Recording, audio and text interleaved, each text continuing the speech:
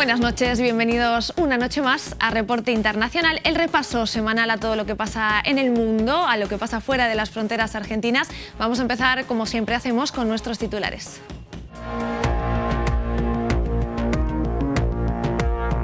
Brexit en marcha. El Reino Unido dice adiós a la Unión Europea. Theresa May hizo llegar al Consejo Europeo la carta en la que solicita la activación del artículo 50 del Tratado de Lisboa para abandonar el bloque comunitario. Comienza así un proceso de negociación de 2 años para definir las características de esta independencia.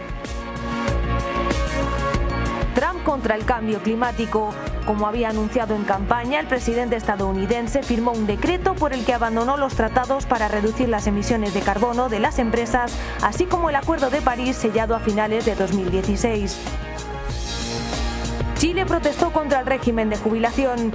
Los ciudadanos salieron a la calle para pedir el fin de la gestión privada de los aportes jubilatorios, un sistema vigente desde 1980. Un reclamo que retornó a la agenda política a pesar de los intentos del gobierno de Bachelet de hacer cambios al respecto. Oposición acusa a Maduro de golpe de Estado.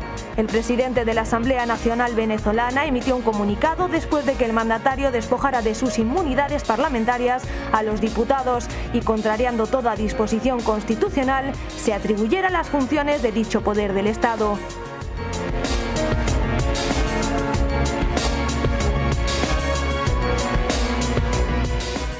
Como les habíamos adelantado la semana pasada, este miércoles se entregó la carta oficial que dio inicio definitivo al proceso del Brexit. Ahora comienza un periodo de 2 años en el que el Reino Unido y la Unión Europea tendrán que negociar para acordar los términos de este divorcio.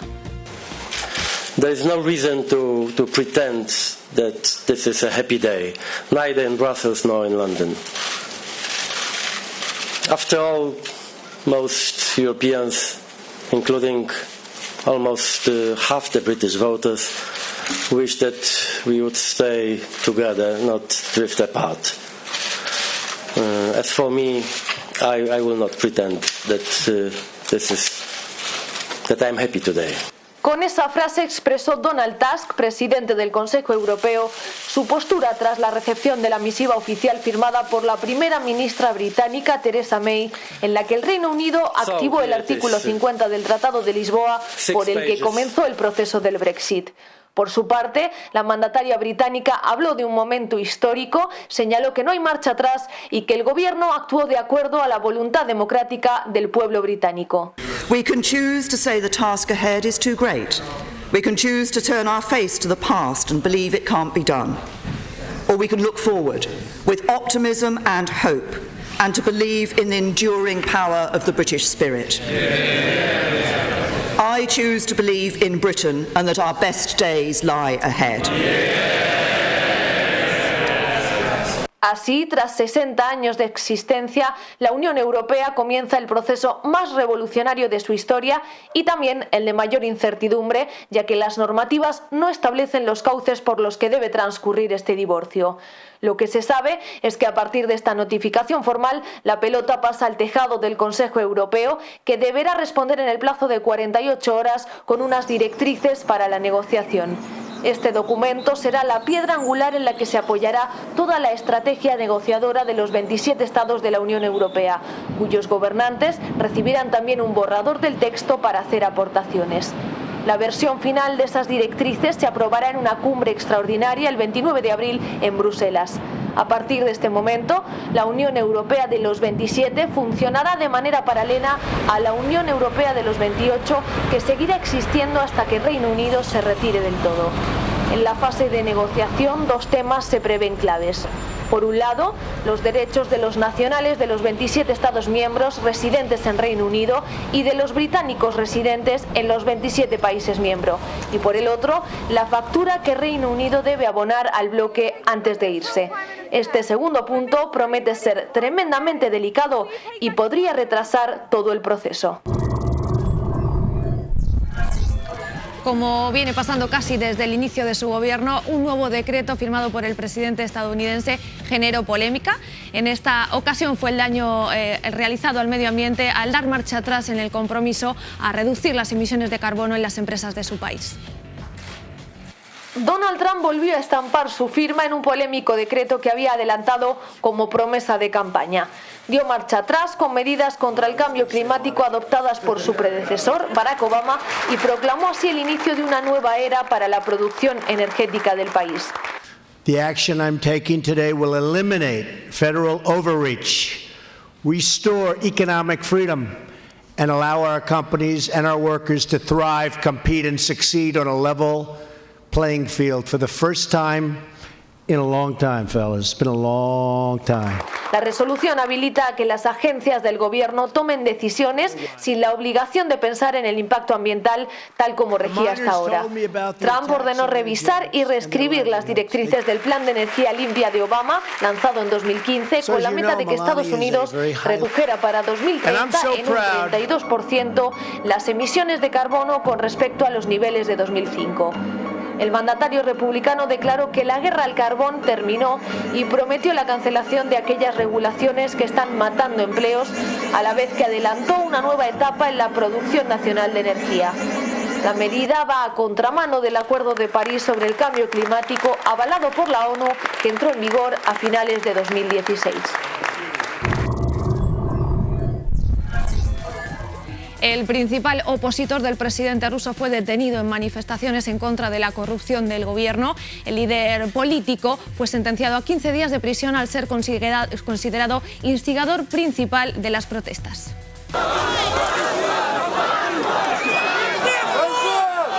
Decenas de manifestantes, incluido el principal dirigente opositor Alexei Navalny, fueron detenidos en distintas ciudades de Rusia durante las protestas contra la corrupción en las que los ciudadanos exigieron la dimisión del primer ministro ruso Dmitry Medvedev. El propio Navalny había informado en su página web de la celebración de manifestaciones en más de 80 ciudades y pueblos, pero la mayoría de las concentraciones no habían sido autorizadas.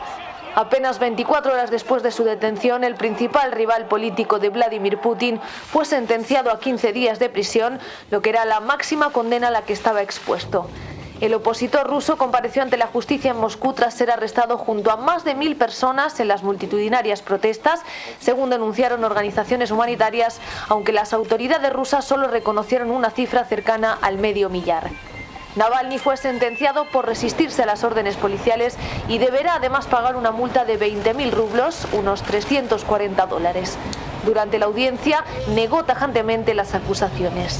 Мне кажется, вчерашние события показали, что достаточно большое количество в России избирателей, которые поддерживают программу кандидата, который выступает за борьбу с коррупцией. И эти люди требуют политического представительства. Я претендую на то, что несу политическое представительство для этих людей, и я поэтому имею полное право идти на выборы. Desde 2007, este abogado devenido en político ha combatido al gobierno comprando acciones en grupos semipúblicos como la petrolera Rosneft y el gigante del gas Gazprom y participando de protestas en contra de las medidas de Putin. En septiembre de 2013 obtuvo su primer éxito electoral en los comicios municipales de Moscú, en los que quedó segundo, un resultado que lo confirmó como figura esencial de la oposición.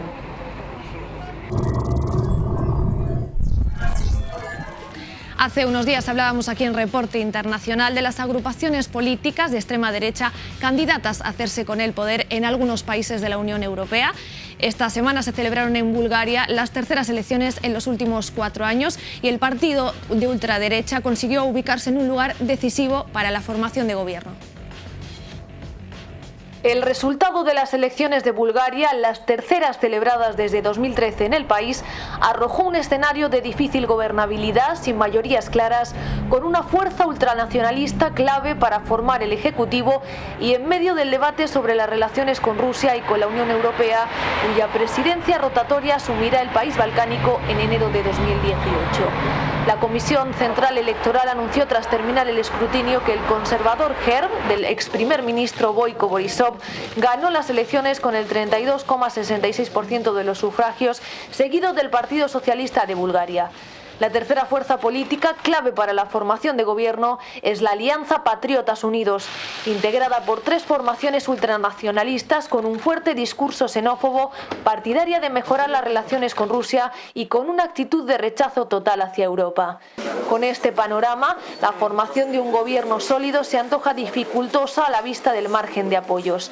Durante la campaña, tanto el GERB como los socialistas rechazaron formar una gran coalición, pero Borisov necesitará el apoyo de al menos 2 formaciones para gobernar.